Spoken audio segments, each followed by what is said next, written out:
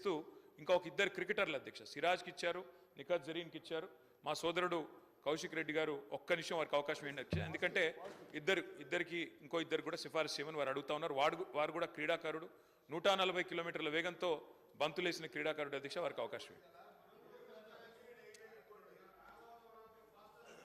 గౌరవ ముఖ్యమంత్రి గారు ఇంతకుముందు చెప్పారు అధ్యక్ష,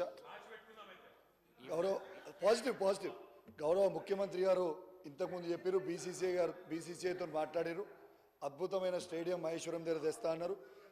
తనని కంగ్రాచులేట్ చేస్తూ ఉన్నాను.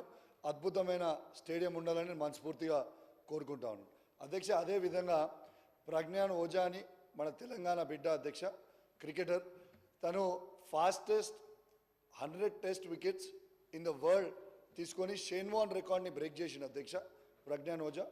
దయచేసి ప్రజ్ఞాన్ ఓజా కూడా మీరు ల్యాండ్ అలాట్ చేయాలని మీ ద్వారా గౌరవ ముఖ్యమంత్రి గారిని కోరుతా ఉన్నాను.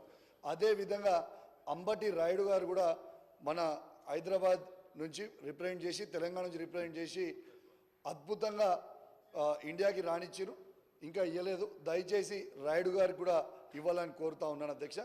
అదేవిధంగా గుత్తా జ్వాల కూడా అద్భుతంగా బ్యాడ్మింటన్లో రానిచ్చింది అధ్యక్ష.